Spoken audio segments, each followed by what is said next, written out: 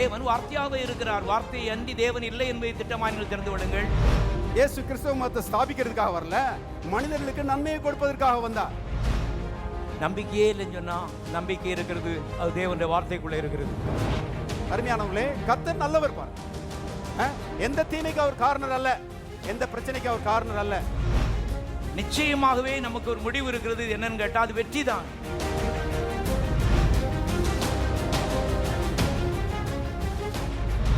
யாத்ராகமம் 3வது அதிகாரம் 8வது வசனம்.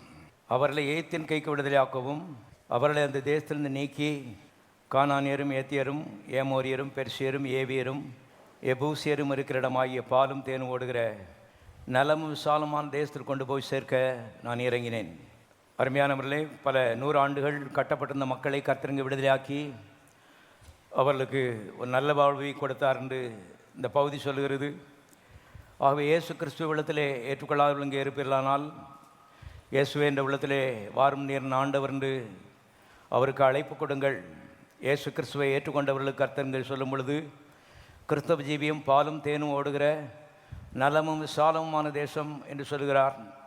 எல்லாரும் சொல்லுவோம், என்ற கிறிஸ்தவ ஜீவியம் பாலும் தேனும் ஓடுகிற நலமும் விசாலமுமான தேசம். இன்னொரு முறை சொல்லுவோம், என்ற கிறிஸ்தவ ஜீவியம் பாலும் தேனும் ஓடுகிற நலமும் விசாலமுமான தேசம். எல்லாரும் கரங்கத்தை சோதரிப்போம்.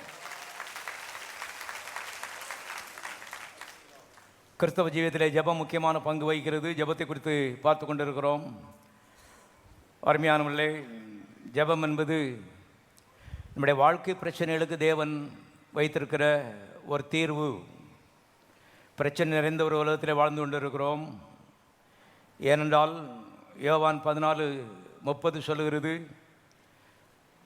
பிசாசு இந்த உலகத்தினுடைய அதிபதியாக இருக்கிறான். அவனை பற்றி யோவான் 8:44 வாசிக்கிறோம். அவன் ஆதி முதல் மனுஷ கொலைபாதகனாக இருக்கிறான் என்று இயேசுநாதர் வாயினாலே சொன்னதை பார்க்கிறோம். ஆகவே மனுஷ கொலைபாதகன் இந்த பூமியினுடைய அதிபதியாக இருக்கிறபடினாலே எங்கும் பிரச்சனை நிறைந்திருக்கிறது. தேவனுடைய பிள்ளைகளுக்கு கூட பிரச்சனை வருகிறதை பார்க்கிறோம். ஆனால் உலக மனிதர்களுக்கு இன்றைக்கு போக்கு இல்லை. ஆனால் தேவனுடைய பிள்ளைகளுக்கு ஒரு பெரிய நம்பிக்கை இருக்குது. காரணம், பிரச்சனைகளுக்கு தீர்வாக தேவன் ஜெபத்தை வைத்திருக்கிறார். எல்லாரும் கரங்களை தட்டி சோதரிப்போம். பிசாசானுடைய பிரச்சனை எதுவாக இருந்தாலும் வேதத்தில் எழுதப்பட்டிருக்கிறது, உலகத்திற்கு காட்டிலும் உங்களுக்குள்ளே இருக்கிறவர் பெரியவர். ஆகவே எல்லா பிரச்சனை காட்டிலும் தேவனுடைய உதவி, தேவனுடைய தீர்வு அது மிக மிக பெரிதாக இருக்கிறது. இதை மனதிலே கொள்ள வேண்டும். இந்த ஒரு ஞான அறிவோடு தான் முழங்கால் படியிட்டு நாம் ஜெபிக்க வேண்டும் என்பதை நீங்கள் தெரிந்து கொள்ளுங்கள். ஆகவே பிசாசானவன் எந்த பிரச்சனை கொண்டு வந்தாலும் சரி, சரப்பிரகாரமான பிரச்சனை, மன ரீதியிலான பிரச்சனை, பண விஷயத்திற்கு பிரச்சனையாக இருக்கலாம், எதுவாக இருந்தாலும் சரி, நம்முடைய தேவன் எல்லாவற்றுக்கும் தீர்வை ஏற்கனவே வைத்திருக்கிறார். இன்றைக்கு அந்த தீர்வை பெறுவதற்காகவே நாம் ஜெபிக்கிறோம். ஆகவே தான் நாம் இதை பயன்படுத்தி கொள்ள வேண்டும். ஜெபம் என்பது ஒரு கடுசான விஷயம் என்ற ஒரு பிசாசனுடைய பொய்யை அருமையான நம்பக்கூடாது. ஜெபங்கிறது கடிசான விஷயம் இல்லை. ஜெபங்கிறது நம்முடைய கடிசான பிரச்சனையிலிருந்து நம்மை விடுதலையாக்குற தீர்வாக இருக்கிறது. நேசிக்க வேண்டும் தேவனை, ஜெபத்தை நேசிக்கணும். ஜெபிக்கிற ஆண்களாய் பெண்களாய் நீங்கள் கண்டிப்பாக இருக்க வேண்டும். அப்படிப்பட்டவர்களுடைய குடும்பம்தான் வாழும் என்பதை தெரிந்து கொள்ளுங்கள். தேவன் நல்ல தேவன், சந்தேகமே கிடையாது, அன்பாகவே இருக்கிறான். ஆட்டோமேட்டிக்காக இதெல்லாம் பழுத்து அப்படியே மடியில் விழுகிறதில்லை. இது சில நிபந்தனைகள் இருக்கிறது என்பதை தெரிந்து கொள்ளுங்கள். ஆகவேதான் நன்றாக ஆழமாக ஜெப ஜீவியத்திற்கு நம்மை அர்ப்பணித்தவர்கள் ஆட்களாக இருக்கும்போது, தகப்பனாக இருக்கும் பொழுது அந்த குடும்பம் வாழும் என்பதை நீங்கள் தெரிந்து கொள்ளுங்கள். அருமையானவர்களாகவே வாசிக்கலாம். எபிரேயருக்கு நிருபம் 4வது அதிகாரம் 16 ஜெபத்தை பற்றி இங்கே தேவன் பேசுகிறார். ஆதலால் நாம் இரக்கத்தை பெறவும் ஏற்ற சமயத்தில் சகாயம் செய்யும் கிருபையை அடையவும் தைரியமாய் கிருபாசன தண்டையிலே சேர கடவோம். அருமையானவர்களே, இங்கே அப்போஸ்தலனாகிய பவுல் ஜெபத்தை பற்றி ஒரு விளக்கத்தை கொடுக்கிறார். ஜெபன்னா என்னங்கிற அவர் சொல்கிறாரு. இரக்கத்தை பெறும்படிக்கு தேவனுடைய சிங்காசனத்தை கட்டிச்சேர கடவோம். எல்லாரும் சொல்லுவோம், இரக்கத்தை பெறும்படிக்கு. ஆகவே தேவ இரக்கத்தை பெறுவதற்கு தேவன் ஒரு ஏதுவை உண்டாக்கி வைத்திருக்கிறார். அதுதான் ஜெபம் என்பதை திட்டமாய் நீங்கள் தெரிந்து கொள்ளுங்கள். தேவன் இரக்கமுள்ளவர், சந்தேகமே கிடையாது. உங்களுக்கு இரக்கம் பலிக்கணும்னு சொன்னால், உங்கள் பிரச்சனைக்கு தீர்வு வர வேண்டுமானால் நீங்கள் ஜெபத்திலே அருமையான அவரை கிட்டி சேர வேண்டியது மிக மிக அவசியமாக இருக்கிறது. ஆகவே உங்களுடைய பிரச்சனை எவ்வளோ பெருசு எவ்வளோ சின்னதுங்கிறது இன்றைக்கு கேள்வி கிடையாது. அருமையானவர்களே, இந்த இரக்கத்தை பெறுவதற்கு எப்படி நாம் கிட்டி சேருகிறோம் என்பதுதான் முக்கியமான விஷயம். ஆகவே தான் வேதத்தில் எழுதப்பட்டிருக்கிறது, ஜெபத்தை கேட்கிறவரே, மாம்சமான யாவரும் உம்மிடத்திலே என்ன செய்வார்கள்? வருவார்கள். எல்லாரும் சொல்லும், வருவார்கள். ஜெபத்திலே வர வேண்டும், வருவார்கள். ஏனென்றால் அருமையானவர்களே, சில பிரச்சனைகளுக்கு மனுஷ ரீதியாக எந்த தீர்வும் இல்லாத நிலையிலே நம்முடைய தேவன் தீர்வாக இருக்கிறார். அவர் இந்த ஏதுவை வைத்திருக்கிறார், அது ஜெபம். ஆகவே கர்த்தரை நேசிக்க வேண்டும்.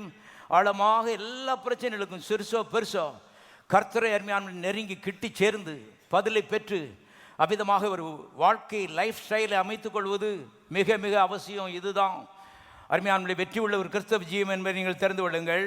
ஆகவே தேவன் ஜெபத்தை தந்துள்ள நோக்கம், இரக்கத்தை அருமையானவர் காட்ட விரும்புகிறார். ஜெபத்தின் மூலமாகத்தான் அருமையானவர்களே அது பலிக்கிறது என்பதை நாம் தெரிந்து கொள்கிறோம். ஆகவே இங்கே 16ஆம் வசனத்தில் சொல்றாரு, கிருபாசன தண்டையிலே கெட்டி சேர கடவோம்.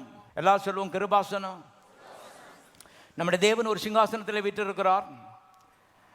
அருமையான அந்த சிங்காசனத்துக்கு பேர் கிருபாசனம்.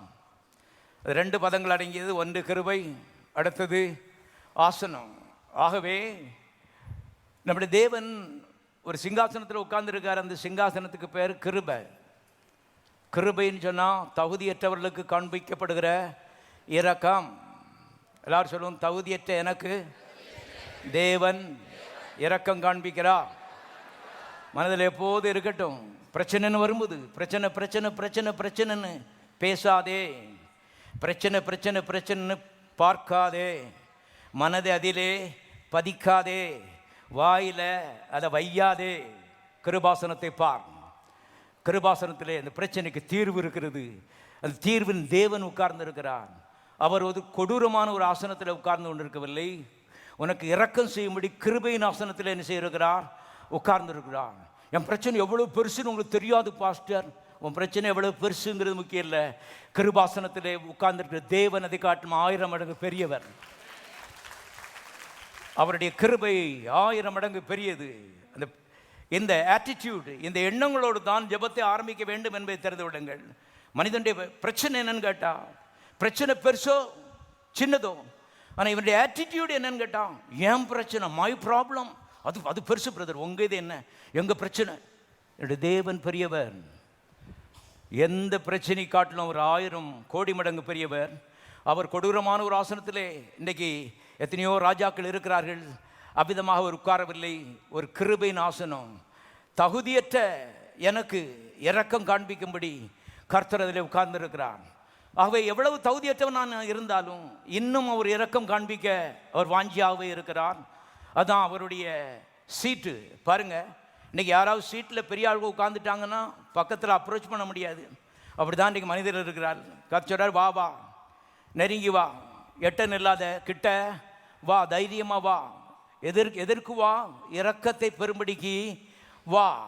ஆகவே எப்போதும் மனதில் எனக்கு தேவ இரக்கம் தேவை என்ற ஒரு எண்ணம் ஆழமாக இருக்க வேண்டியது மிக அவசியமாக இருக்கிறது. அருமையான கவனிங்கள். நம்முடைய எதிரி பிசாசானவன் ஏற்கனவே நான் சொன்ன மாதிரி மனுஷ கொலைபாதகன். எத்தனையோ இன்றைக்கு கொலைகள் நடக்கிறது. எல்லாத்துக்கும் பின்னணியில் அவன் தான் இருக்கிறான். இரக்கம் என்பது அவனுக்கு கிடையாது. அப்படிப்பட்ட பிசாசின் பிடிக்குள்ள தான் இன்றைக்கு கோடி மக்கள் கிடக்கும் பொழுது கர்த்தர் ரத்தம் சிந்தி அவனுடைய பிடியிலிருந்து நம்ம என்ன செய்திருக்கிறார்?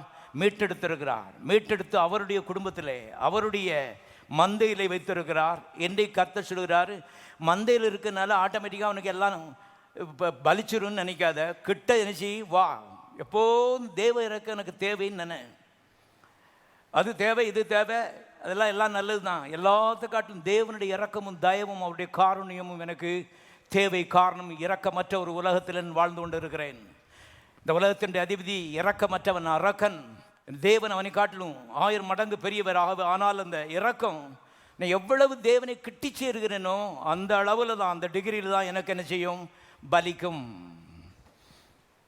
தேவன் மனிதத்தில் பாரபட்சம் உள்ளவர் அல்லவே. கடவுள் அவங்கள தூக்கிட்டாரு, இவங்களை கீழே விட்டுட்டாரு. இல்லை, அவங்க நல்லா நெருக்கி பிடிச்சிருக்காங்க, நெருக்கி வந்திருக்காங்க.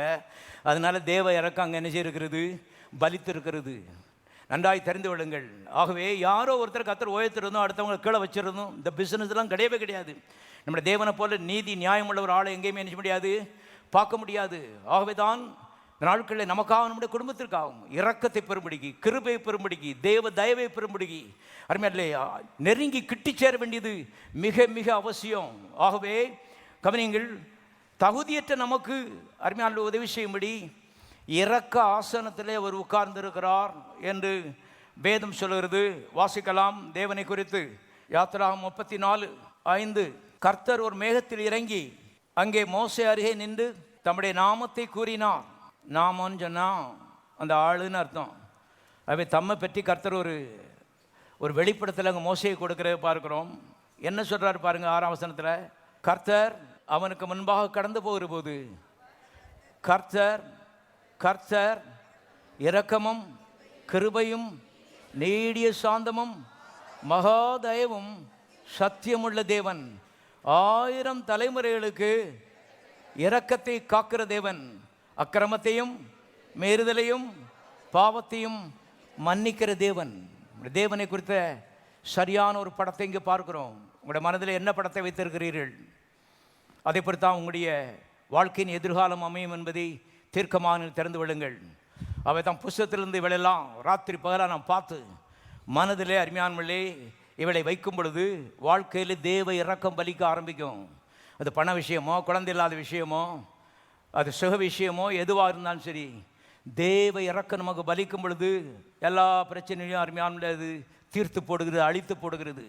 ஆகவே தேவன் இரக்கமுள்ளவர் என்ற ஒரு எண்ணம் நம்முடைய சப்கான்ஷியஸ் மைண்டில் ஆழமாய் பதிவது பெரிய பாக்கியம் என்பதை தெரிந்து கொள்ளுங்கள். பரிசுத்த ஆவியானவர் இதைத்தான் செய்கிறார். புதிய உடன்படிக்கையுடைய மேன்மை என்னன்னு சொன்னால், என்னுடைய பிரமாணங்களை நான் அவருடைய மனதில் என்ன செய்வேன், எழுதுவேன். என்ன அர்த்தம்னா, தேவன் எப்படிப்பட்ட ஒரு படத்தை பரிசுத்த ஆவியான உள்ள மனதில் என்ன செய்கிறார், பதிக்கிறார். விடிஞ்சா அடைஞ்சா என் தேவன் இரக்கமுள்ள தேவன், மனதுருக்கமுள்ள தேவன், கிருபையுள்ள தேவன். இப்படிப்பட்ட ஒரு எண்ணம் ஒரு மனிதனுடைய மனதிலே, உள் மனதிலே அருமையானவர்களே பரிசுத்த ஆவியானவர் பதிக்கப்படும் பொழுது அவன் பாக்கியவான். என்றால் தேவ இரக்கம் அருமையானவர்களே அவனுடைய குடும்பத்தில், சரத்தில், தொழிலில் அங்கே பலிதமாக ஆரம்பிக்கிறது. ஆகவே தான் ஜெபத்திற்கு முன்னால் தேவனை குறித்த ஒரு ஞான அறிவு, தேவனை பற்றிய ஒரு வெளிப்படுத்தல், தேவனை பற்றிய ஒரு படம், இது மனதில் இருக்க வேண்டியது அவசியமாக இருக்கிறது. கர்த்தருக்கு அடுசானவர், கொடூரமானவர், என்னமோ கடவுள் நம்மளை இப்படி தான் நடத்துகிறாரு, சிலரை நல்லா வச்சுருக்காரு, நம்ம இப்படி தான் இருக்கிறோம். அருமையான கர்த்தர்கிட்ட கேட்கணும், கர்த்தாம் ரத்தத்தினால கழுவும், நீர் சரி நான் தப்பு, நீர் மாற மாட்டீர், என்னை மாற்றும் ஆண்டவரே. இந்த நிலையில் வரும்போது ஆள் சரியாகணும் முதல்ல, அதுக்கப்புறம் தான் ஜெபம். நேரே போய் முழங்கால் போட்டுக்கிட்டு அருமையானே பாருங்கள் ஜெபிக்கிறது இல்லை.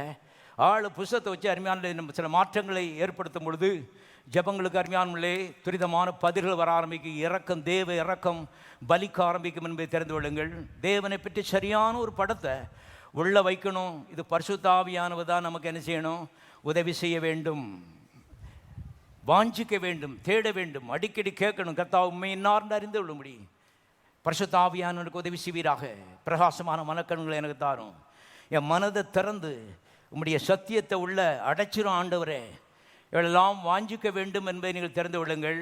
ஆகவே நம்முடைய தேவன்கே அவரை பற்றி சொல்லும் பொழுது, கர்த்தர் இரக்கமும் கிருபையும் நீடிய சாந்தமும் மகா தயவும் உள்ள தேவன். எல்லாரும் சொல்வோம், நான் ஆராதிக்கிறேன் கர்த்தர் இரக்கமும் கிருபையும் நீடிய சாந்தமும் மகா தயவும் உள்ள தேவன், 1000 தலைமுறைகளுக்கு அவர் இரக்கத்தை காக்கிறவர், அக்கிரமத்தையும் மீறுதலையும் பாவத்தையும் மன்னிக்கிறவர். எல்லாரும் கரங்களை தட்டி சோதரிப்போம்.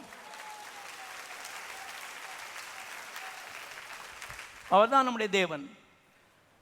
தேவனை பற்றிய படத்தை இங்கே யாரும் குடும்பத்திலேயாவது நடந்த சில காரியங்களை வச்சு கணக்கப்படக்கூடாது. அது அறிவினம். ஏன்னா மனிதத்தில் அருமையான நோபடி இஸ் பெர்ஃபெக்ட். ஒரே ஒரு பெர்ஃபெக்ட் பீயிங் தான் இருக்கிறாரு, அவர் நம்முடைய தேவன். ஆகவே அவரை வச்சு தான் அவரை நாம் கணிக்க வேண்டும். எப்படி கணிக்கிறது? அவருடைய புஸ்தகத்திலிருந்து தான் அவர் எப்படிப்பட்டவர் என்பதை என்ன செய்யணும்? கணிக்க வேண்டும். அதுதான் சரியான கணிப்பு. பிரதர் ரொம்ப நல்லவர், அவருக்கு ஆண்டவர் பிடிச்சி எதிர்க்கக்கூடாது. பேச்சே பேசாத பிரதர். எல்லா பிரதர்கிட்டையும் தப்பு இருக்குது. தப்பு இல்லாத ஒரே பிரதர் அவர் ஜீசஸ் பிரதர்.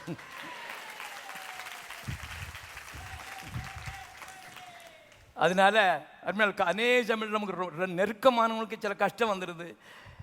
உடனே பதில் வர மாட்டேங்குது. உடனே ஒரு தீர்மானத்துக்கு வந்துடும், இந்த ஆண்டவர் கடிச்சானவர் தான். ஏன்னா நம்ம மாமியாவுக்கு இப்படி செய்துட்டாரு.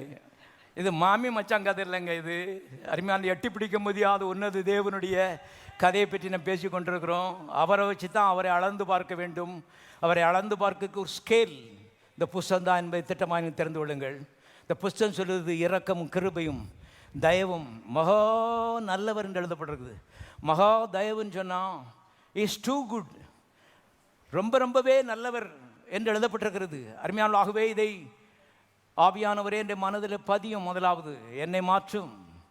இன்றைக்கு கிறிஸ்தவத்துடைய பெரிய பிரச்சனை சொன்னால் சங்கிலி ஜெபம், உபாச ஜெபம், வெளிப்பு ஜெபம் எல்லாம் எதுக்குன்னா கடவுளை மாற்றுறதுக்கு. கர்த்தர் சொல்றார், நான் கர்த்தர், நான் மாறாதவர், நீ மாறிடணும். நல்லவழி கர்த்தர் தோத்திரம். இந்த கூட்டம் கொஞ்சம் வித்தியாசமான கூட்டம். லட்சம் மக்கள் இந்த காலை வேளையில் ஞாயிற்றுக்கிழமை கடவுளை மாத்திரம் முயற்சியில் தான் என்ன செய்கிறாங்க இருக்கிறாங்க. கையை இறுக்கி பிடிங்க, சங்கிலியாக பிடிங்க. நான் சொன்னேன், கையை விடுங்க. கையை விட்டுட்டு இந்த புஸ்தத்தை என்ன செய்யுங்க, பாருங்க. பார்த்து மனசை என்ன செய்யுங்க, மாற்றுங்க. அவர் மாறவே மாட்டார். அவர் மாற தேவையில்லை. அவர் இரக்கத்தின் சொரூபி. அவர் தயவுள்ளவர், அருமையானுள்ள, அவர் மனதுருக்கம் உள்ளவர். அவர் மாறவே கூடாது. அவர் மாறிட்டார்னா நமக்கு பிரச்சனையாகி போயும். அவர் இவ்வளவு இரக்கமாக இருக்கிறனால்தான் அரக்கன் இருக்கிற இந்த உலகத்திலே இதுவரைக்கும் நான் நன்றாக இருக்கிறோம் என்பது திட்டமாக நீங்கள் திறந்து கொள்ளுங்கள். வேதம் சொல்கிறது, நாம் நிர்மூலமாக இருக்கிறது கர்த்தருடைய கிருபையே. அவருடைய இரக்கங்களுக்கு முடிவே இல்லை. அவருடைய இரக்கங்களுக்கு முடிவே இல்லை. அதனால தான் இதுவரைக்கும் இருக்கிறோம். அருமையாக தேவ கிருபை கொஞ்சம் விளையிச்சுன்னு சொன்னால் சத்ரு ஒரு நிமிஷத்தில் அருமையான தட்டிட்டு போயிடுவான் பாருங்க. அவன் கொலைபாதகம். அவன் சரியாக தப்பாங்கிற கேள்வி அவனுக்கு கிடையாது. நல்லவங்களா பொல்லாதவங்களா அடிச்சுட்டு போனோம், அவ்வளவுதான். காட்டு வெள்ளம் எப்படி அடித்து கொண்டு போகிறதோ அதுபோல் சத்துரு அருமையானுடைய மக்களை அழிக்கிறதுக்காக தீவிரமாக இருக்கிறான். ஏன்னா அவனுக்கு ஒரு பெரிய அழிவு காத்திருக்கிறது. நரகம் அவனுக்காகத்தான் படைக்கப்பட்டிருக்கிறது. அதற்கு ஒரு காலம் இருக்கிறது. அங்கே உள்ளே போகிறதுக்கு முன்னாடி எத்தனை பேருக்கு தீமை செய்யணுமோ தீமை செய்து நரகத்துக்கு போகணுங்கிற ஒரு தீர்மானத்தில் பிசாசு இருக்கிறான். ஆனால் நம்மை தப்பி வைக்கிற தேவன் ஒருவர் இருக்கிறார். ஜெபத்தை அருமையானவர்களே ஒரு கொடையாக நமக்கு கொடுத்திருக்கிறார். ஆகவே தீவிரமாக நாட்களிலே ஜெபிக்கும்படி கர்த்தருடைய ஆவியானவர் நமக்கு ஆலோசனை சொல்லுகிறார். எல்லாம் ஜெபிக்கின்ற. Don't waste your time. சலன்னு பேசக்கூடாது விசுவாசிகள். வாயடக்கம் தேவை. மனது எப்போதும் யோசனை இருக்கணும். கண்டதையும் உலகத்தான் அருமையான கண்டதில் இன்றைக்கி நேரம் போகலன்னு சொல்லி அருமையானவர்களே ஓடிட்டு இருக்கிறான். ஒரு வாழ்க்கை சீக்கிரமாய் கடந்து போகும். இதில் ஜெபித்து அருமையானவர்களே ஜெபக்கனிகளை நம்முடைய குடும்பத்துக்கும் சமுதாயத்துக்கும் அருமையானவர்களை சமர்ப்பிக்கும்படி கர்த்தர் அழைத்திருக்கிறார் என்பதை தீட்டமாய் நீங்கள் தெரிந்து கொள்ளுங்கள். ஆகவே இங்கே கர்த்தர் சொல்லும் பொழுது 1000 தலைமுறைகளுக்கு இரக்கத்தை அவர் என்ன செய்கிறவர், காக்கிறவர் எழுதப்படுகிறது. எத்தனை தலைமுறை? ஒரு மனுஷன் அதிகபட்சமாக 100 வருஷம் உயிரோடு இருப்பான். ஆனால் 1000 தலைமுறைன்னு சொல்லும்போது ஒரு தலைமுறை 55 ஆண்டுகள் என்று வேத வியாக்கியானிகள் சொல்லுகிறார்கள். ஒரு தலைமுறை 55 ஆண்டுன்னா 1000 தலைமுறை 55,000 ஆண்டு. நீங்கள் உயிரோடு இருக்க போது 100 வருஷம். என்ன அர்த்தம்னு கேட்டால், சாகும் வரைக்கும் மரண பரியந்தம் இந்த இரக்கம் உனக்கு காத்திருக்கிறது.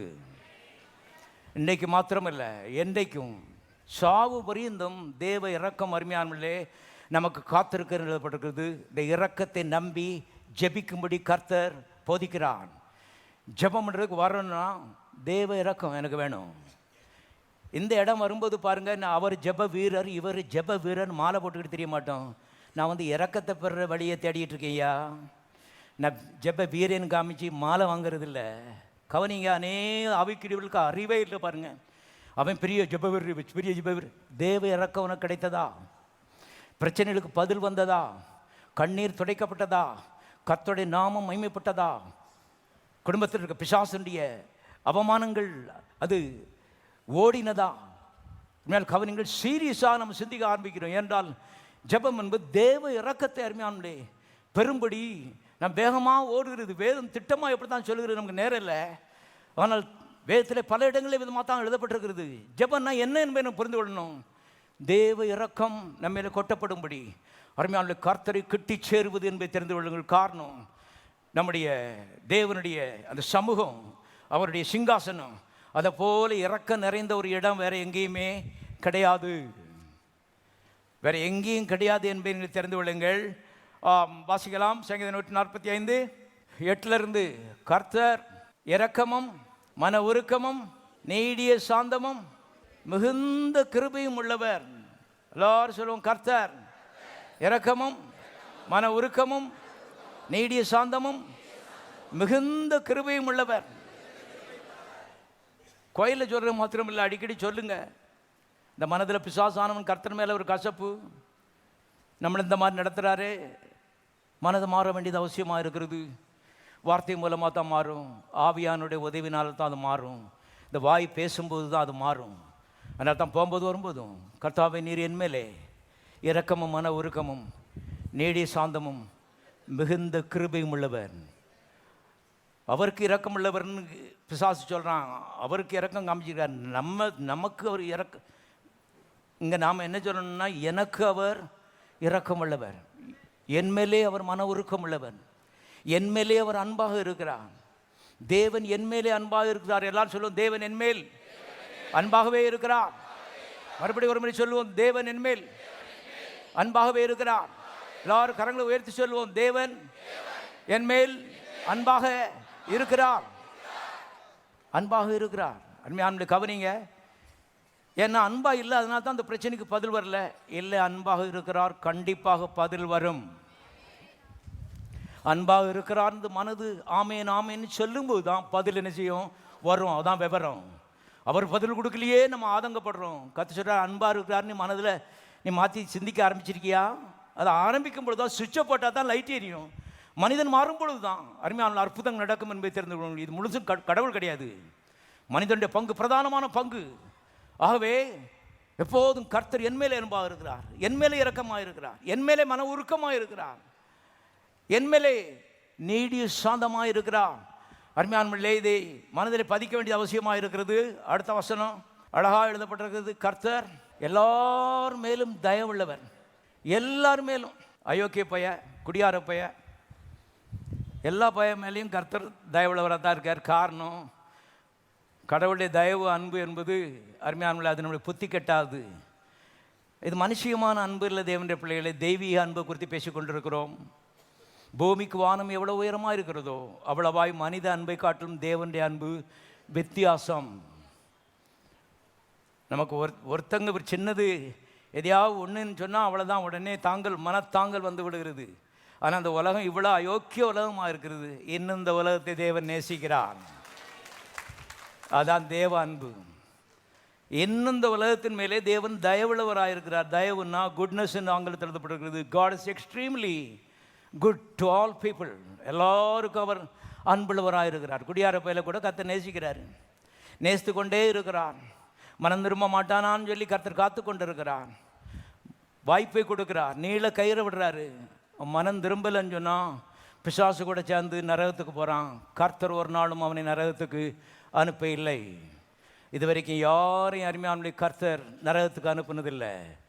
துன்மார்க்கன் தன் துன்மார்க்கத்தில் சாகிறது எனக்கு எவ்வளவேனும் பிரியமோ, அவன் மனம் திரும்பி பிழைப்பதே அல்லவோ நான் விரும்புகிறேன்.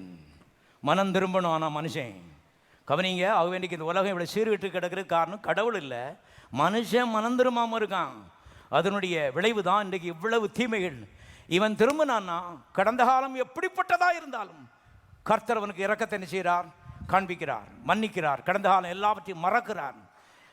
அருமையான அக்கிரமங்களை மன்னிக்கிறது மாத்திரமல்ல, மறந்து விடுகிறார். பரலோகத்தில் இடத்தை ரிசர்வ் பண்ணுகிறார் எழுதப்பட்டிருக்கிறது. இப்படிப்பட்ட எல்லாரும் கரங்களை வைத்து கர்த்தரை சோதரிப்போம். கர்த்தர் எல்லார் மேலும் தயவுள்ளவர். இப்போ பாயிண்ட் என்னன்னா, குடியார பேர் மேலே அவ்வளவு தயவுள்ளவராக இருக்கிறவர் அவருடைய பிள்ளைகள் மேலே எவ்வளவு தயவுள்ளவராய் இருப்பார். ஆனால் பிள்ளைகளுக்கு தான் மனத்தாங்கல் வந்துடுது. கவனிங்க, இது நம்முடைய பிரச்சனை எப்போ மாறும்னு கேட்டால், மனது மாறும் பொழுது தான் உங்களுடைய பிரச்சனைக்கு தீர்வு வரும். தேவனுடைய பிள்ளைகளே, நீங்கள் முழங்கால் படிக்கிட்டு ஏதோ ஜெபிச்சிட்டதுனால காரியம் ஆக போகிறதில்ல. உங்களுடைய மனது மாற வேண்டும். ஜெபத்தில் வரும்போது, கர்த்தாவே நீ இரக்கம் உள்ளவர், தயம் உள்ளவர், என் மேலே மிகுந்த தயவாக இருக்கிறீர், அன்பாகவே இருக்கிறீர். பாவிகளுக்கே இவ்வளோ இறக்கம் காண்பிச்சீர்னா எனக்கு எவ்வளவு இரக்கம் இருக்க முடியும்? என்ன பிரச்சனை கேட்டால், நமக்கு இறக்கம் இல்லைங்கிறது உள்ள சப்கான்ஷியஸ் மைண்டில் வேலை செய்து கொண்டே இருக்கிறது. எல்லாருக்கும் இறக்கம் காமிப்பார், நமக்கு தான் இறக்கம் காமிக்க மாட்டார்.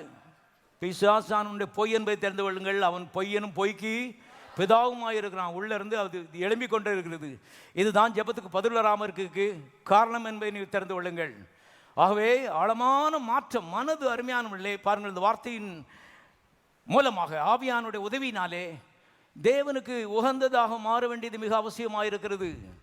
பாருங்கள், தேவனை பற்றி சரியான ஒரு படம் நமக்கு வேணும். ஏன்னா நம்ம அப்பா இருக்கார், அவர் தான் நமக்கு உதவி செய்கிறாரு.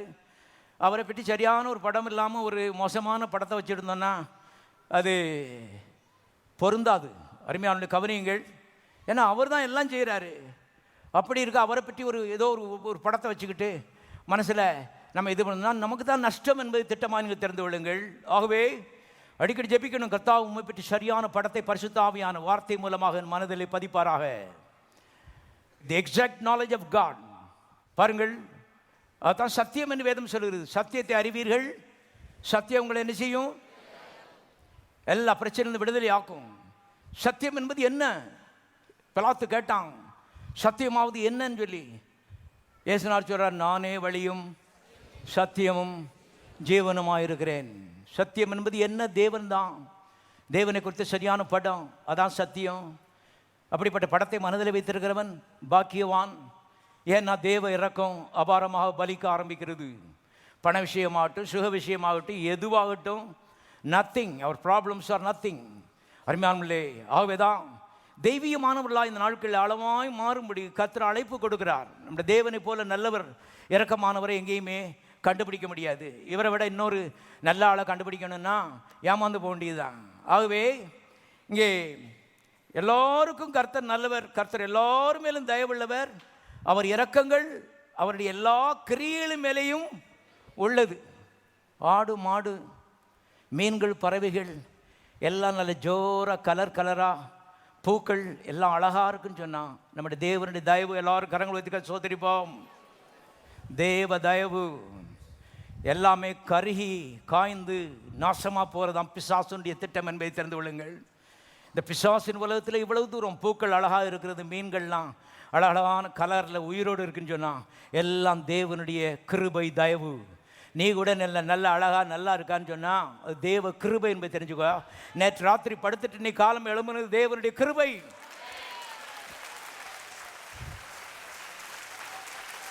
தேவனுடைய கிருபை. நாம் சொர்க்கத்தில் வாழவில்லை அருமையான தேவனுடைய பிள்ளைகளே, தீமை நிறைந்த உலகத்தில் வாழ்ந்து கொண்டிருக்கிறோம். அதில் அருமையான தேவ ஆவியானவருடைய கிருபையும் தயவும் பாதுகாவலும் அருமையான தகுதியற்றவர்களுக்கு அபாரமாய் பலிக்கிறதை பார்க்கிறோம். இதெல்லாம் பார்க்கும்போது வாயை திறந்து கர்த்தரை துதிக்காமல் இருக்க முடியாது. சங்கீதக்காரனாய் தாவீது நம்முடைய மேன்மை என்ன என்பதை நான் அந்த சங்கீதங்களில் பார்க்குறேன். முழுவதும் தோத்திரம்தான், முழுவதும் நான் உயிரோடு இருக்கும் நாள் பரியந்தம் என்ன செய்வேன்? துதிப்பேன். நாள் முழுவதும் உங்களுடைய துதி என் வாயில் இருக்குன்னு சொல்கிறான். பொய் சொல்ல மாட்டான்னு நான் நம்புகிறேன். ராஜாக்கள் அருமையானவர்களே போதை பொருட்களையும் பாருங்கள், வெறி ஒடுக்கக்கூடிய பானங்களையும் இதுகள் தான் தேடி திரிந்தார்கள். நடனங்களையும் நாட்டியங்களையும் தேடி திரிந்தார்கள். ஒரு பெரிய ராஜாவும் சொல்கிறான், என் வாய் நாள் முழுவதும் உம்முடைய துதியினால் என்ன செய்யிருக்கும்? நிறைந்திருக்கும். தாவீது என்ற இருதயத்திற்கு ஏற்றவன் கர்த்தர் சொன்னார். இப்படிப்பட்டவர்களாய் நாம் மாறும்படி கர்த்தர் எதிர்பார்க்கிறார். ஆழமான ஒரு அர்ப்பணிக்கப்பட்ட வாழ்க்கைக்கு பரிசுத்த ஆவியார் அந்த வருஷத்தின் கடைசியில் நம்ம அழைக்கிறார். இவைகளுக்குள்ள தான் நம்முடைய வெற்றி இருக்கிறது என்பதை தெரிந்து. இது ஏதோ ஒரு மேஜிக் இல்லை. பாருங்கள், நாம் என்ன நினைக்கணும்னா, சிலருக்கு கிருபை இருக்குது, கடவுள் உங்களை இந்த மாதிரி ஆசீர்வதிச்சிட்டாரு, நம்மளை இந்த மாதிரி வச்சுருக்காரு, எல்லா தேவ கிருபை எல்லாரும் மேலே என்ன செய்யிருக்கிறது? பிரபல்யமாயிருக்கிறது, பிரசித்தமாயிருக்கிறது. ஆகவே ஆழமாக இந்த கிருபைக்குள்ளே, இந்த இரக்கத்திற்குள்ளே நாம் நெருங்கி சேர வேணும். பூவோடு சேர்ந்த நாரும் என்ன செய்யும்? மனம் பெறும். இரக்கமுள்ள தேவனிடத்தில் நெருங்கி வரும் பொழுது நாமும் இரக்கமும் கிருபையும் நிறைந்தவர்களாய் அருமையானவர்களே மாறிவிடுவோம் என்பதை தெரிந்து கொள்ளுங்கள். நம்முடைய வாழ்க்கை தேவ கிருபை நிறைந்ததாக இருக்கும். ஆகவே இங்கே நம்முடைய இரக்கங்கள் நம்முடைய எல்லா கிரியைகள் மேலும் இருக்கிறது. வாசிப்போம். சங்கீதம் 36 5ஆம் வசனம் முதலாக வாசிக்கிறேன். கர்த்தாவே உமது கிருபை வானங்களில் விளங்குகிறது. இப்ப 7ஆம் வசனம், தேவனே உம்முடைய கிருபை எவ்வளவு அருமையானது. சங்கீதக்காரன் பேசுறான் பாருங்க, உம்முடைய கிருபை எவ்வளவு அருமையானது, அதனால் மனுபுத்திரர் உமது செட்டைகளின் நிழலிலே வந்து என்ன செய்கிறார்கள்? மனதிலே சிந்தியுங்கள். அருமையானே பாருங்க, சங்கீதக்காரன் தாவித்து சொல்றான், உம்முடைய கிருபை எவ்வளவு அருமையானது, அதனாலே மனிதர் உம்முடைய செட்டையின் நிழலிலே வந்து என்ன செய்கிறார்கள்? அடைகிறார்கள். ராத்திரியில் எல்லாம் அருமையானே அமைதியாக தூங்க போயிடுறாங்க. தேவனுடைய சட்டை அவர்கள் என்ன செய்கிறது? பாதுகாக்கிறது. நல்லவர்களையும் பொல்லாதவர்களையும், தகுதி உள்ளவர்களையும் தகுதி இல்லாதவர்களையும் தேவனுடைய செட்டை பாதுகாக்கிறது. அதனால்தான் அந்த செட்டையின் மறைவிலே அவர் மனிதர்களை தூங்கி எழும்புகிறார்கள், அமைதியாக இருக்கிறார்கள் என்பதை தெரிந்து கொள்ளுங்கள். இது நம்ம கட்டிக்காரத்தனம் இல்லை, எதுவும் இல்லை என்பதை தெரிந்து கொள்ளுங்கள். தேவனுடைய கிருபையும் தயவும், தேவனுடைய காருண்யம் அருமையான மக்களை இன்னைக்கு பொல்லாதனையும் நல்லவனையும் அப்படியே அரவணைக்கிறது எழுதப்பட்டிருக்கிறது. அதனால்தான் அருமையானவர்களே 6ஆம் வசனத்திலே விதமாய் சங்கீதக்காரன் தாவீது சொல்றான், உமது நீதி மகத்தான பர்வதங்களை போலவும் உமது நியாயங்கள் மகா ஆழமாகவும் இருக்கு. எல்லா சத்தமாசிங்க. கர்த்தாவே மனுஷரையும் மிருகங்களையும் காப்பாற்றுகிறீர். ஆகவே மனுஷரும் மிருகங்களும் இன்னைக்கு அமைதியாக நல்லா இருக்காங்க கேட்டால் கர்த்தர் காப்பாற்றுகிறார் எழுதப்பட்டிருக்குது. எப்படி காப்பாற்றுகிறார்? செட்டிலை விரித்து அருமையான கர்த்தர் வந்து காப்பாற்றுகிறார் எழுதப்பட்டிருக்குது. ஆகவே நம்முடைய கிருபை அருமையானது. மனுஷர் நம்முடைய செட்டைகளுக்குள்ளே வந்து அடைகிறார்கள் என்று சங்கீதக்காரனாய் தாவீது கண் திறக்கப்பட்டவனாக அருமையான சில ஆழமான காரியங்களை சொல்கிறான். ஆகவே பாதுகாவலும் அருமையானவர்களே பத்திரமும் இது தேவனுடைய செட்டையின் மறைவுக்குள்ளே இருக்கிறது. அவர் கிருபை நிறைந்தவர் எழுதப்பட்டிருக்கிறது. எல்லாரும் மேலேயும் செட்டையில் வெறிச்சு அருமையான கர்த்தர் பாதுகாக்கிறார். ஆகவே இங்கே சங்கீதக்காரன் தாவீது சொல்கிறான், மனுஷரையும் அப்புறம் என்னது மிருகங்களையும் மீன்களையும் பறவைகளையும் நீர் என்ன செய்கிறீர்? காப்பாற்றுகிறீர். மிருகங்களையே காப்பாற்றுகிற தேவன் நம்மை காப்பாற்றுவது எவ்வளவு அதிகம் காப்பாற்றுவார் என்று நம்ப வேண்டியது அவசியமாயிருக்கிறது. அந்த நம்பிக்கையின் பேரில் தான் அதுக்கப்புறம் ஜெபிக்கணும். ஜெபிக்க போகிறதுக்கு முன்னாடியே கர்த்தாவே உம்முடைய கிருபை எவ்வளோ அருமையானது, மிருகங்களை கூட காப்பாற்றுகிற தேவன் என்னை என் பிள்ளைகளையும் காப்பாற்றுவது எவ்வளவு அதிகம். அருமையானே இந்த அறிக்கை அருமையான பாருங்கள், இவைகள் தான் மறுபடியும் சொல்கிறேன், சுவிட்சை போட்டால் தான் லைட்டு வரும். ஆண்டவர் பார்த்து எல்லாம் செய்யணும். நீங்கள் ஒன்றும் பொம்மை கிடையாது, உங்களுக்கு அதிகமான பொறுப்பு கொடுக்கப்பட்டிருக்கிறது. தேவ சாயலிலே படைக்கப்பட்டிருக்கிறீர்கள். நாக்கு மனது எல்லாம் ஒரு லைனில் வரணும். தேவனை பற்றி உயர்ந்த வார்த்தைகளை பேசுகிற ஒரு மனிதன் நாக்கு பரலோகம் கவனிக்கிறது. இவன் பரலோகத்து அருமையான காந்த மாதிரி என்ன செய்கிறான்? இழுக்கிறான். ஆகவேதான் நாம் இந்த ஆளு ஜப மனிதன் மிக மிக முக்கியமானவன். ஜப வேலை கிடையாது. சிலர் ஜப வேலைன்னு ஸ்டடி ஆயிடுவாங்க. ஜப வேலை வந்துடுச்சு. ஜப வேலை இல்லை, 24 மணி நேரம் ஜப வேலை தான். நீ ஜப மனிதன். கவனியுங்கள், இந்த ஜப மனிதன் தேவனை குறித்து ஒரு பாராட்டு, தேவனை பற்றிய ஒரு தேங்க்ஸ் கிவிங், ஒரு துதி. எப்போதும் கர்த்தாவே உம்முடைய கிருபை எவ்வளோ அருமையானது. ஆண்டவரே என்னையும் உம்முடைய சட்டைக்குள்ளே சேர்த்துக்கணுங்க. ஆண்டவரே ஓடி வாரேன். நான் இங்கேருந்து அதிகாரம் பண்ணிக்கிட்டு இருக்கிறதில்ல. கவனிகள். ஆகவே ஜெபம் என்பது தேவ இரக்கத்தை நமக்காகவும் நம்முடைய குடும்பத்துக்காகவும் தொழிலுக்காகவும் இழுத்துக்கொள்வது, அதுதான் ஜெபம் என்பதை தெரிந்து கொள்ளுங்கள்.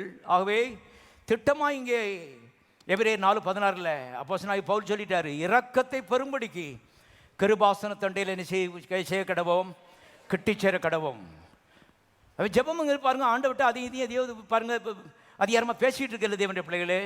கர்த்தாவை எப்படியாவது இரக்கம் பலிக்கணும், இந்த பீடை தொலையணும், சாபம் தொலைய வேண்டும், பிரச்சனை மாற வேண்டும், கண்ணீர் துடைக்கப்பட வேண்டும், நாமம் மைமைப்பட வேண்டும், பிசாசு வெட்கப்பட வேண்டும். தேவ இரக்கம் எனக்கு பலிக்கட்டும். இந்த வாஞ்சை தாகம் இதிலே வருவது இதுதான் வேதம் சொல்கிறது. தாழ்மை உள்ளவர்களுக்கு தேவன் என்ன செய்கிறார்? கிருபை அளிக்கிறார். கிருபை அளிக்கிறார். இது என்ன தாழ்மைன்னு கேட்டார். அருமையான கவனிங்க, தேவ சமூகத்தில் இரக்கத்தை நாடி தேடி ஓடுகிறேன் காலமும் சாயங்காலமும். இன்னும் கொஞ்சம் தீவிரப்படுத்த போகிறேன். தேவ இரக்கத்தை தேடுறதில்ல. அது மாதிரி செய்யும் பொழுது தேவ பிரியம் நம்ம மேலே விழுகிறது. நாம அருமையான இந்த இரக்கத்தை இழுத்து கொள்கிறோம் என்பதை தெரிந்து கொள்ளுங்கள். இரும்பு காந்தத்தாலே என்ன செய்யப்படுகிறது? இழுக்கப்படுகிறது. இரும்பாலே இழுக்கப்படுகிறது இல்லை, இரும்பு காந்தத்தால் என்ன செய்யப்படுகிறது? இழுக்கப்படுகிறது. ஆகவே சிலருடைய உள்ளங்கள் அருமையான காந்த மாதிரி இருக்குது பாருங்க. கர்த்தருடைய காருண்யத்தின் தெய்வம் இழுக்கிற மாதிரி அந்த மனப்பக்குவம் அவ்விதமாக இருக்கிறது. அவ்விதமாக இருக்க வேண்டியது. அதான் தாழ்மை என்று எழுதப்பட்டிருக்கிறது. தாழ்மை உள்ளவர்களுக்கு தேவன் என்ன செய்கிறார்? கிருபை அளிக்கிறார். ஆகவே நெகேமியா 9:6 வாசிப்போம். நீர் ஒருவரே கர்த்தர், நீர் வானங்களையும் வானாதி வானங்களையும் அவையுடைய சர்வ சேனைகளையும் பூமியையும் அதிலுள்ள எல்லாவற்றையும் சமுத்திரங்களையும் அவையுள்ள எல்லாவற்றையும் உண்டாக்கினீர். எல்லாரும் சத்தமா வாசிப்போம். அவைகளெல்லாம் நீர் காப்பாற்றுகிறீர். என்ன அருமையான பதம் பாருங்க. அவள் எல்லாவற்றையும் நீர் தான் காப்பாற்றுகிறீர். திமிங்கலங்கள், சின்ன மீன் முதற்கொண்டு கோடி கோடியான மீன்கள் உம்முடைய கிருபையினாலே காப்பாற்றப்படுகிறது, உம்முடைய இரக்கத்தினாலே காப்பாற்றப்படுகிறது. காரணம், நீ ஜீவாதிபதி. சாவுக்கும் உமக்கு சம்பந்தம் இல்லை. நீ ஜீவன் கொடுக்கிற தேவன். சாவின் அதிபதி இந்த உலகத்தின் அதிபதியாக இருக்கிறான். ஆனால் அவனை காட்டிலும் நீர் 1000 மடங்கு பெரியவர். நீர் எல்லாவற்றையும் காப்பாற்றுகிறீர். பாருங்கள், இந்த உணர்வு அருமையான ஆழமான உணர்வு தாவீது, நெகேமியா இவர்களுக்கெல்லாம் இருந்தது. ஆகவே தலை சிறந்த மனிதர்களாக இந்த புஸ்தகத்தில் இடத்தை பிடித்திருக்கிறார்கள். நாமும் விதமாக இருக்கும்படி தேவன் எதிர்பார்க்கிறார். பாருங்க, வாசிப்போம் இன்னொரு வசனம். யோனா தீர்க்கதரிசியின் புஸ்தகம் 4வது அதிகாரம் 2. யோனா கர்த்தர் நோக்கி விண்ணப்பம் பண்ணி, கர்த்தாவே, நான் என் தேசத்தில் இருக்கும்போதே நான் இதை சொல்லவில்லையா? இது நிமித்தமே நான் தர்ஷீஷுக்கு ஓடி போனேன்.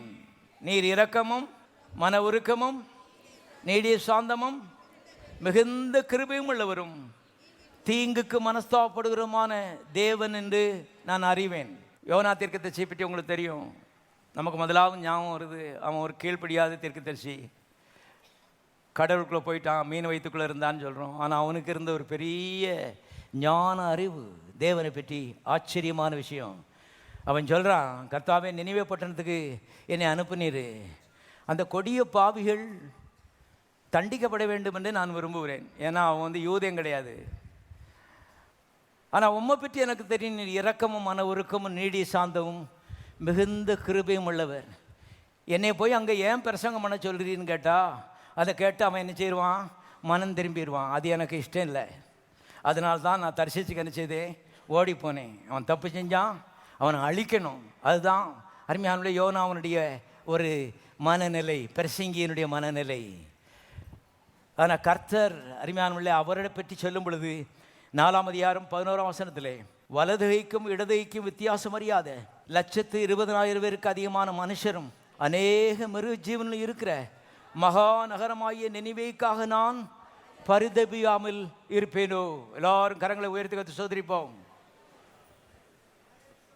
மகா கொடூரமான பாவிகளை பற்றி இங்கே வாசித்து கொண்டிருக்கிறோம். அக்கிரமம் பரலோகத்துக்கு எட்டிட்டு, தண்டனை நெருங்கி வந்து விட்டது, சாவு நெருங்கி வந்து விட்டது. கர்த்தர் அழிக்க விரும்பவில்லை, ஒரு தருணத்தை கொடுக்க விரும்பினார். நம்முடைய God is a God of chances. மறுபடியும் தருணங்களை கொடுக்குறாரு திருந்துறதுக்கு. ஆகவே யோனாவும் கூப்பிட்டு போய் பிரசங்கம் பண்ண 40 நாள் டைமு. திருந்தினியன்னா பிழைச்சி விடுவ, இல்லைன்னா சாக போகிற. கவனிங்கள், ஒருபோது அருமையான தேவன் அழிவை விரும்புவதில்லை. சான்ஸ் கொடுக்குறாரு. மறுபடியும் திரும்புவருக்கு வார்த்தைகளை கொடுக்கிறார். பிரசங்கிமாரை அனுப்புகிறார், அவருடைய வார்த்தைகளை அனுப்புகிறார். செவுட்டு விரிய மாதிரி காதை அடைச்சிவிடும் பொழுது தான் பெரிய தண்டனையில் செய்கிறது வருகிறது என்பதை தெரிந்து கொள்ளுங்கள். மற்றபடி கூடிய மட்டும் கர்த்தர் பாதுகாக்கிறது தான் பிரயாசப்படுகிறாரு. தருணங்களை கொடுக்கிறார், வார்த்தைகளை அனுப்புகிறாரு. மனுஷன் உணர்வு இல்லாமல் இருக்கும் பொழுது அருமையான பாருங்கள், அவருடைய வாழ்க்கையில் அருமையான இந்த கிருபைகள் பலிக்காமல் போய்விடுகிறது. ஆகவே இவ்வளவு கொடூரமான பாவிகளை கூட கற்று சொல்றாரு, பரிதபையாமல் இருப்பேனோ? நம்முடைய தேவன் பரிதாபத்தின் தேவன். எல்லாரும் சொல்லணும், நான் ஆராதிக்கிறேன் தேவன் பரிதாபத்தின் தேவன். பரிதாபத்தின் தேவன் அருமையான தேவன். மக்களே, ஒரு கொடூரமான ஒரு ஆள் கிடையாது. ஆக இப்படிப்பட்ட ஒரு வெளிச்சம் அறிவோடு ஜெபத்திலே கிட்டிவான்னு கத்த சொல்றாரு. கிருபாசன தண்டையிலே கிட்டிவா. காரணம் அது கிருபை ஆசனம். இப்போ உனக்குள்ளேயும் அந்த கிருபை பற்றி ஒரு அறிவு மனதில் இருக்கும் பொழுது தான் அந்த கிருபைக்கும் ஒன்றுக்கு ஒன்று ஒரு கான்டாக்ட் அங்கே வர ஆரம்பிக்கிறது. ஆகவே தேவனுடைய பிள்ளைகளை பாருங்கள், பரிதாபத்தின் தேவன் நம்முடைய தேவன். அந்த தேவன் தான் சிங்காசனத்தில் என்ன செய்யிருக்காரு, உட்கார்ந்துருக்கிறாரு. அதே தேவன் தான். மனதில் படங்கள் வரட்டும், பிரச்சனைகள் கொடூரமாக இருக்கும் பொழுது, சில வேதனைகள் வரும் பொழுது, மனதில் பல அதைரியங்களும் பயங்களும் இவளெல்லாம் நிறைந்திருக்கும் பொழுது, கர்த்தரை பற்றி சரியான படம். கர்த்தர் மேல் கிருபையுள்ள தேவன், பரிதாபம் நிறைந்த தேவன். அவர் உட்கார்ந்துருக்கிற இடமே அது இரக்கத்தினுடைய ஒரு ஆசனம். ஆகவே எனக்கு கண்டிப்பாக இரக்கம் கிடைக்கும் என்ற அந்த நிச்சயத்தில் கர்த்தாவே நிச்சயமாகவே எனக்கு இறங்குவீர். அதுக்காகத்தான் நான் முழங்கால் என்ன செய்கிறேன், போடுறேன். இரக்கத்தை பெறுவதற்கு வான்னு சொல்லியிருக்கீர். கண்டிப்பாக எனக்கு இரக்கம் இருக்கிறது. மனிதர்கள் எனக்கு இரக்கம் காண்பிக்கவில்லை, பிசாசு எனக்கு இரக்கம் காண்பிக்கவில்லை, சூழ்நிலையில் எனக்கு இரக்கம் காண்பிக்கவில்லை, ஆனால் நீர் எனக்கு இரக்கம் காண்பிப்பீர். இந்த நிச்சயத்தில் தான் நான் முழங்கால் போடுகிறேன். கவனிங்க, சும்மா ஜெபிச்சு வைப்போம் ஆண்டவர்கிட்ட. இது சும்மா அப்படி விளையாடுறது இல்லை. இது வாழ்க்கை பிரச்சனைக்கு தீர்வை பற்றி பேசிகிட்டு இருக்கிறோம். அவங்க சீரியஸாக அருமையான பாருங்க. கர்த்தர் சமூகத்தில் வரும் பொழுது, ஒவ்வொரு முறையும் ஜெபிக்கும் பொழுதும் இட்ஸ் சீரியஸ் பிஸ்னஸ். தேவ இறக்கம் சொர்க்கலோகத்திலிருந்து 100 கோடி மைலிலிருந்து கீழே இறங்கி வருகிற ஒரு அன்பின் அலை. இது விலையேறப்பெற்ற ஒரு காரியம் என்பதை தெரிந்து கொள்ளுங்கள். அதை ஈர்த்து கொள்ள வேண்டும். என் குடும்பத்துக்காக தயவு வேண்டும், உதவி வேண்டும். இருந்த இடத்துல நம்ம இருக்க முடியாது. இதே பிரச்சனையில் அப்படியே நம்ம தொடர்ந்து போக முடியாது. நிச்சயமாக தீர்வு வேண்டும். அது தேவ இரக்கத்துக்குள்ளே இருக்கிற என்பதை தெரிந்து கொள்ளுங்கள். வாசிக்கலாம். சங்கீதம் 103:11 வாசிக்கிறேன். பூமிக்கு வானம் எவ்வளவு உயரமாக இருக்கிறதோ அவருக்கு பயப்படுகிறவர்கள் மேல் எத்தனை பேர் அவருக்கு பயப்படுகிறீர்கள்? அவருக்கு பயப்படுகிறவர்கள் மேல் அவருடைய கிருபை அவ்வளவு பெரிதாக இருக்கிறது. ஆண்டவருடைய கிருபையும் இரக்கமும் பூமிக்கு வானம் 100 கோடி மைலுக்கும் அதிகமாக, 100 கோடி மைல் அவ்வளவு தூரத்துக்கும் அதிகமாக இருக்கிறது பூமிக்கு வானத்துக்குள்ள தூரம். அவருக்கு பயப்படுகிறவர்கள் அவருடைய பிள்ளைகள் மேல் அவருடைய கிருபை அவ்வளவு பெரிதாக இருக்கிறது. அங்கே நினைவே பட்டணத்தை பற்றி பார்த்தோம். துன்மார்க்கர் அக்கிரமக்காரர் அவர்கள் மேலே பரிதபிக்க மாட்டேன்னு சொன்னார். இங்கே அவருடைய பிள்ளைகளை பற்றி பேசுகிறாரு. அவர் சொல்கிறாரு, பூமிக்கு வானம் எவ்வளோ உயரமாக இருக்கிறதோ உன் மேலே இறக்கம் அவ்வளவு பெரிதாக இருக்கிறது. முதல்ல இதை நம்பி இறங்காண்டவரே கைவிட்டுறாதியா ஆண்டவரே கற்று சொல்கிறார். கண்ணை திறந்து முதல்ல புஸ்தகத்தை நினச்சி பாரு. பார்த்து துன்மார்க்கருக்கே பரிதபிக்கிற தேவன் அவருடைய பிள்ளைகளுக்காக பரிதபிப்பது எவ்வளவு அதிகம். இந்த நிச்சயத்தை அருமையானே நாம் கூட்டிக் கொள்ளும்போது தான் ஜெபத்திற்கு பதிலை ஈர்க்கிறோம், இழுக்கிறோம் என்பதை தெரிந்து கொள்ளுங்கள். நான் எப்படி இருந்தான் பிரதர், ஆண்டவர் பார்த்து அவர் அப்படி போடல பைபிளில். ஆண்டவர் பார்த்து இல்லை, நீ பார்க்கணும். கர்த்தர் ரட்சித்து பாவத்தை மன்னித்து உள்ள புதுசாக மாற்றி அவருடைய ஆவியே உனக்குள்ளே வைத்திருக்கிறார். அவருக்குள்ளே என்ன ஆவி இருக்குதோ அதே ஆவி உனக்குள்ளே என்ன செய்து இருக்குது. அவரை போல நீ சிந்திக்க முடியும், அவரை போல நீ எண்ண முடியும், புரிந்து கொள்ள முடியும். தேவ சத்தத்தை கேட்டுக்கொண்டிருக்கிறீர்கள், அவரை போல நீ புரிந்து கொள்ள முடியும். ஆகவே கர்த்தரெல்லாம் புரிஞ்சுக்கணும். நீ புரிஞ்சுக்கிட்டு அதுக்கப்புறம் ஜெபத்தில் வரணும். சும்மா அங்கலாய்ப்பிட்டு ஆண்டவரேன்னு சொல்லி கூப்பாடு போடுறது இல்லை. தேவனுடைய பிள்ளை கிறிஸ்தவத்தில் இதான் நடந்துக்கிட்டு. எங்கே பார்த்தாலும் கூப்பாடு. அவங்க ஏதோ ஒரு என்னுடைய பரிதாபத்தை பார்த்து நீர் ஏதாவது செய்யுமையான்னு சொல்லி இவங்க கூப்பாடு போட்டுக்கிட்டு இருக்காங்க. கர்த்தர் சொல்கிறாரு, என்னுடைய பரிதாபத்தை நீ என்ன செய்ய பாரு. உன்னுடைய பரிதாபத்தை பார்த்து ஏதாவது செய்யணும்னு சொல்லி கூப்பாடு போட்டுட்டு இருக்க. என்னுடைய பரிதாபத்தை நீ என்ன செய் பார். கர்த்தர் இரக்கம் உள்ளவர், பரிதாபம் நிறைந்தவர். கர்த்தாவை நீர் பரிதாபம் நிறைந்தவர். பாருங்க, இது வேறமான ஒரு பார்வை. அந்த ரீதியிலே கர்த்தரை அணுகும்படி கர்த்தர் விரும்புகிறார். எழுதப்பட்டிருக்கிறது, பூமிக்கு வானம் எவ்வளவு உயரமாக இருக்கிறதோ அவருக்கு பயப்படுகிற மேல் அவருடைய கிருபை இரக்கம் அவ்வளவு பெரிதாக இருக்கிறது. யாருக்குன்னா அவருடைய பிள்ளைகளுக்கு அவ்வளோ பெருசு. பாருங்க, இப்போ 13ஆம் வசனம், தகப்பன் தன் பிள்ளைகளுக்கு இறங்குறது போல கர்த்தர் தம்முடைய பிள்ளைகளுக்கு என்ன செய்கிறார், இறங்குறார். எல்லாரும் சொல்லுவோம், தகப்பன் தன் பிள்ளைகளுக்கு இறங்குகிறது போல கர்த்தர் அவருடைய பிள்ளையாகி எனக்கு இறங்குகிறார். அந்த இறக்கம் எவ்வளவு பெருசுன்னு சொல்லி தான் முந்தின வசனத்தில் வாஸ்தவம். பூமிக்கு வானம் எவ்வளவு உயரமாக இருக்கிறதோ அவருடைய இறக்கம் அவ்வளவு பெரிதாக இருக்கிறது. அருமையால் இந்த அறிவு வரும் பொழுது பிரச்சனைகள் மாற ஆரம்பிக்கிறது. பிசாசானுடைய அரக்கத்தனமான காரியங்கள் அருமையானவர்களே கரைய ஆரம்பிக்கிறது. மலைகள் அகல ஆரம்பிக்கிறது. காரணம், தேவ இரக்கத்துக்கு முன்னாலே எதுவுமே நினைச்ச முடியாது, நிற்க முடியாது. தேவன் இரக்கமுள்ளவராக இருக்கிற மாத்திரமல்ல, மனிதன் அந்த இரக்கத்தை புரிந்து கொள்கிற மனிதனாக இருக்கும் பொழுது அந்த இரக்கம் இவனுடைய வாழ்க்கைக்குள்ளே அருமையானவர்களே ஊடுருவ ஆரம்பிக்கிறது. அற்புதங்களை செய்ய ஆரம்பிக்கிறது. மலைகளை நகர்த்த ஆரம்பிக்கிறது. பிரச்சனைகளை தகர்க்க ஆரம்பிக்கிறது. எல்லா பிரச்சனைக்கும் தீர்வு தேவனுடைய இரக்கமும் தயவும் தான் என்பதை தெரிந்து கொள்ளுங்கள். அவர் உங்கள் மேலே இரக்கம் உள்ளவராகவே இருக்கிறார். அவை கத்த சொல்றாரு, வா கிருபாசனத்துக்கு தண்டைக்கு விடிஞ்சா அடைஞ்சா, இதுதான் உன்னுடைய ஆசையும் ஆர்வமாக இருக்கட்டும். எல்லா லௌகியமான ஆசீர்வாதங்களுக்காக ஸ்தோத்திரம். எல்லாவற்றுக்கும் மேலாக நீ தேவனை நேசிக்கும்படி எதிர்பார்க்கப்படுகிறாய். அந்த தேவன் இரக்கமுள்ள தேவன். அவருடைய இரக்கத்தை அறிந்து கொள்ள வேணும். அந்த இரக்கம் என் வாழ்க்கையில் பலிக்கணும். நான் 4 பேருக்கு என் குடும்பத்துக்கு ஆசீர்வாதமாக இருக்க வேண்டும் என்ற ஆர்வம் உன்னை உந்தி தள்ளட்டும். அருமையானவர்களே, வாசிக்கலாம். தானியேல் 9வது அதிகாரம் 18வது வசனம். என் தேவனே, உம்முடைய செவியை சாய்த்து கேட்டறலும், உம்முடைய கண்களை திறந்து எங்கள் பாலிடங்களையும் உமது நாமம் தரிப்பிக்கப்பட்டிருக்கிற நகரத்தையும் பார்த்தறலும். எல்லாரும் சத்தம் வாசிப்போம்.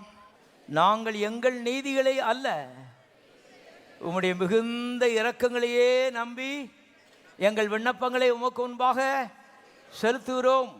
ஆதி பக்தர்கள் எப்படி ஜெபிச்சாங்க பாருங்க. எங்கள் நீதிகளே அல்ல, என்னைய வச்சு நம்பி நான் வரல ஐயா, எந்த அடிப்படையிலையும் வரல, எந்த கிரவுண்ட்லையும் நான் வரல.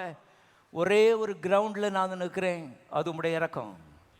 உம்முடைய இரக்கத்தை நம்பி என்னுடைய விண்ணப்பங்களை என்ன செய்கிறேன், ஏறெடுக்கிறேன். ஆகவே ஜெபங்களுக்கு பதில் வரணும்னு சொன்னால் மனிதன் பாருங்க சில காரியங்களை கற்றுக்கொள்ள வேண்டிய அவசியமாக இருக்கிறது. வேறு எந்த ரீதியிலையும் நாம் அப்ரோச் பண்ண முடியாதியா. உங்களுடைய இரக்கத்தை நம்பி நான் செய்கிறேன், வாரேன். இப்போ என்னுடைய விண்ணப்பத்துக்கு நீர் கண்டிப்பாக உங்களுடைய இரக்கத்தின் மூலமாக பதில் கொடுப்பீர், நான் இதை நம்புகிறேன். பாருங்கள், பதில் கொடுங்கிறது இல்லை, பதில் கொடுப்பீர் நான் நம்புகிறேன். காரணம், உங்களுடைய இரக்கத்தின் மேலே நான் நம்பிக்கை என்ன செய்திருக்கிறேன், வைத்திருக்கிறேன். இரக்கத்தை நம்பினவர்கள் ஒரு நாள் வெட்கப்பட்டு போனதே இல்லை. காரணம், இரக்கமும் தேவனும் ஒன்று, பிரிக்க முடியாது. அருமையானவர்களே, எல்லாரும் கரங்களை வைத்து கற்று சோதரிப்போம். நம்முடைய தேவன் அருமையானவர்களே இரக்கத்தினுடைய சொரூபி என்பதை நீங்கள் தெரிந்து கொள்ளுங்கள். ஆகவே அப்படிப்பட்ட தேவன் தான் மக்களுக்கு இரக்கம் காண்பிக்கும்படி ஜெபத்தை வைத்திருக்கிறார். ஜெபம்னா ஒரு கடிசான காரியம் யோசிக்கவே கூடாது. பிசாசுடைய பொய் என்பதை நீங்கள் தெரிந்து கொள்ளுங்கள். கிறிஸ்தவ சமுதாயத்தில் இப்படி ஒரு எண்ணம் ஆழமாய் பயந்து விட்டது. கஷ்டம், கடிசு, பதில் வாங்க முடியாது, அவ்வளோதான் போச்சு, ஆரம்பமே தப்பாக இருக்குது. அருமையானவர்களே, கத்த சொல்கிறார் இரக்கத்தை பெறும்படி ஓடிவான்னு கத்த சொல்கிறார். இவன் சொல்கிறாங்க கஷ்டம் கடிசுன்னு சொல்லிட்டு இருக்கான். அருமையான கவனம். எத்தனை பேர் வாழ விரும்புகிறீர்கள்? வாழ வைக்கிற தேவனை பற்றி நாம் பார்த்து கொண்டிருக்கிறோம். கவனியுங்கள், அவர் இரக்கத்தின் சொருபியாகவே இருக்கிறார் என்று வேதம் சொல்கிறது. ஆகவே எல்லாரும் ஒரு அறிக்கை பண்ணுவோம், நான் ஆராதிக்கிறேன் தேவன், அவர் இரக்கம் நிறைந்தவர். மறுபடியும் சொல்லுவோம், நான் ஆராதிக்கிறேன் தேவன், அவர் இரக்கம் நிறைந்தவர். ஆக இந்த காலவெள்ளி எந்த பிரச்சனையில் நீங்கள் போயிட்டு இருந்தாலும் சரி, நம்முடைய தேவன் உங்கள் பிரச்சனை காட்டிலும் மிக மிக பெரியவர். அவருடைய இரக்கம் உங்கள் பிரச்சனை காட்டிலும் ரொம்ப ரொம்ப பெரியது. அந்த இரக்கம் உங்களுடைய பிரச்சனைக்கு தீர்வை கொடுக்க விரும்புகிறது. அந்த நோக்கத்திலேயே தைரியமாக வாருங்கள். அதுதான் விசுவாசம். விசுவாசமாக வர்றதுன்னா ஏதோ மந்திரம் இல்லை. பாருங்கள், கர்த்தர் மேலே உள்ள ஒரு அறிவு, ஞான அறிவு.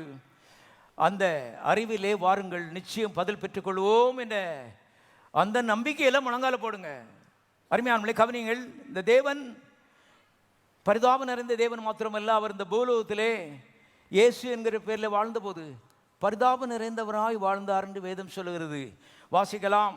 மார்க் எழுதின சுவிசேஷம் 8வது அதிகாரம் 1வது வசனத்தை வாசிக்கிறேன். அந்த நாட்களிலே திரளான ஜனங்கள் கூடி வந்திருக்கையில் அவர்கள் சாப்பிடுவதற்கு ஒன்றுமில்லாத போது, பசியாக இருக்காங்க பாருங்க, இயேசு தம்முடைய சீஷரை அழைத்து சத்தம் வாசிங்க, ஜனங்களுக்காக பரிதபிக்கிறேன், இவர்கள் இப்பொழுது என்னிடத்தில் தங்கியிருந்த 3 நாளாய் சாப்பிட ஒன்றுமில்லாது இருக்கிறார்களே. அடுத்த வசனத்தை பாருங்க. இவர்கள் சிலர் தூரத்திலிருந்து வந்தவர்கள் ஆகையால் நான் இவர்களை பட்டினியாய் வீட்டிற்கு அனுப்பிவிட்டால் வழியிலே, கடவுள் பேசுகிறார் பாருங்க. கடவுள்னா நம்ம என்னமோ யோசிச்சுட்டு இருக்கோம். கடவுள்னா பாருங்க, ஒரு தவப்பையும் பேசுகிற காட்டிலும் 10 மடங்கு பாசமாக கர்த்தங்க பேசுகிறத பார்க்குறோம். பட்னியாக இருக்கான், இப்படி அனுப்பிட்டா வழியில் மயங்கி விழுந்துருவான். ஜனங்களுக்காக பரிதபிக்கிறேன். சீஷர்கள் போய் கர்த்தட்ட, இந்த ஜனங்களுக்காக கொஞ்சம் பரிதபிங்க ஆண்டவரே, 3 நாளாக சாப்பிடாமல் இருக்காங்க. சீஷர்கள் கேட்கல, சீஷர்களுக்கு மேலே 1000 மடங்கு பாசமுள்ள கர்த்தர். கவனிங்க, அவராக சொல்கிறாரு, ஜனங்களுக்காக பரிதபிக்கிறேன், சாப்பிட ஒன்றுமில்லாது இருக்கிறார்களே. என்றைக்கும் தேவையுள்ள மக்களை பார்த்து பரிதாபப்படுகிற கர்த்தர் தான் நம்முடைய இயேசு.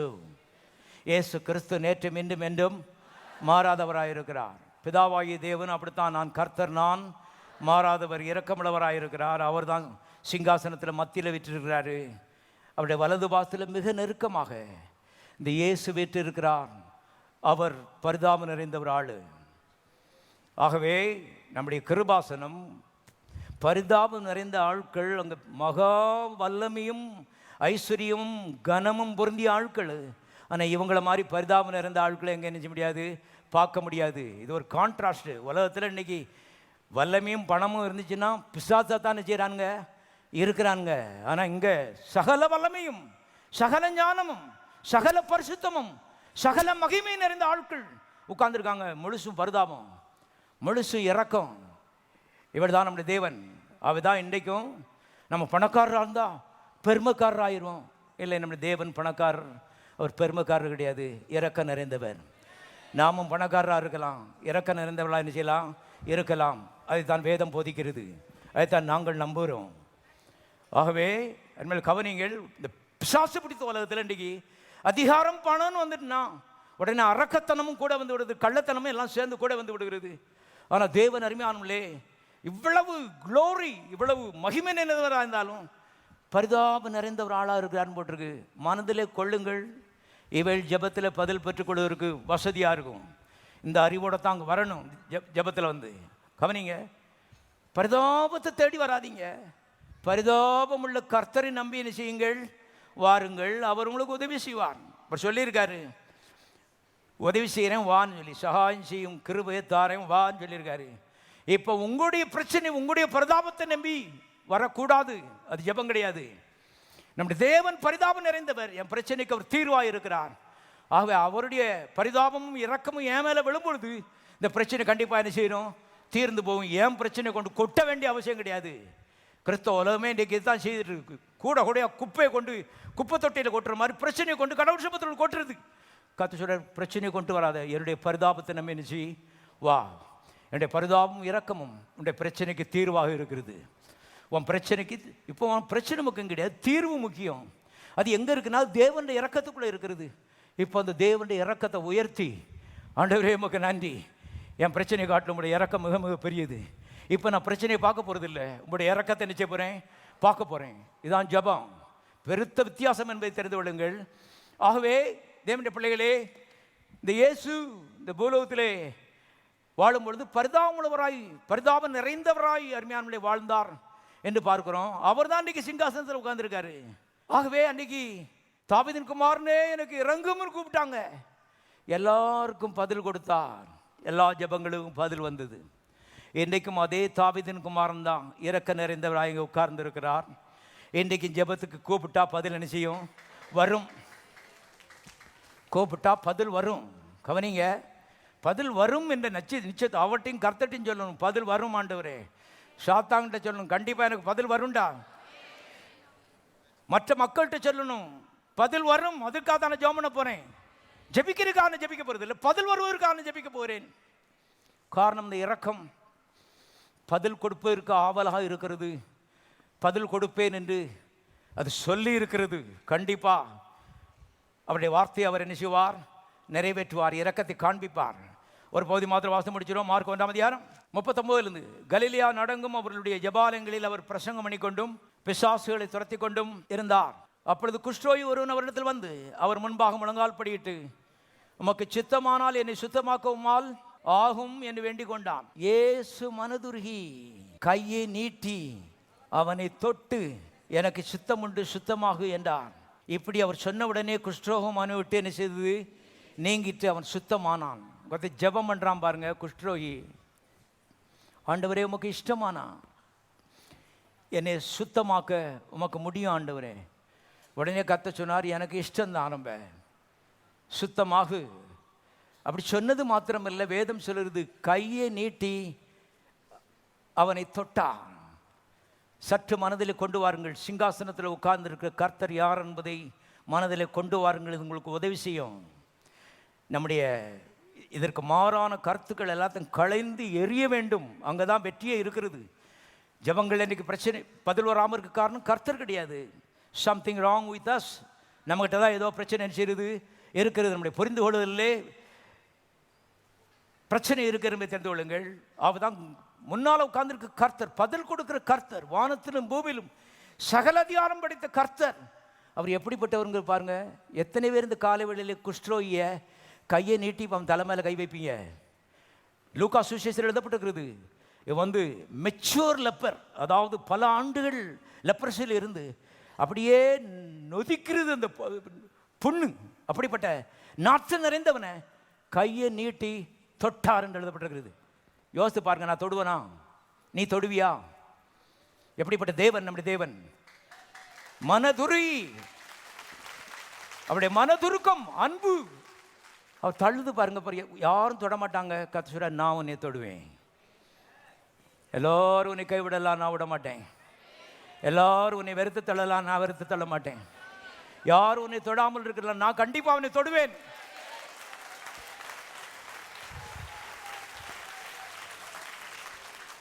சமூகமே தள்ளி வைத்திருக்கிறது. கிழிஞ்ச துணியை போட்டுக்கிட்டு தீட்டு தீட்டு தீட்டுன்னு சொல்லி இவன் சத்தம் போடணும்னு சொல்லி அவருடைய யூத மதம் போதித்திருந்தது. பக்கத்தில் வராதிங்க, நான் தீட்டு, என்னை தொடாதீங்க, என்னை தொடாதீங்க. கர்த்தர் சொன்னாரு, எல்லாரும் சொல்றாங்க தொடாதீங்க தொடாதீங்க, நான் கண்டிப்பா நினைச்சுவேன், தொடுவேன். உன்னை தொடுகிற ஒரு மனிதன் ஜீவிக்கிறார், அவருடைய இயேசு.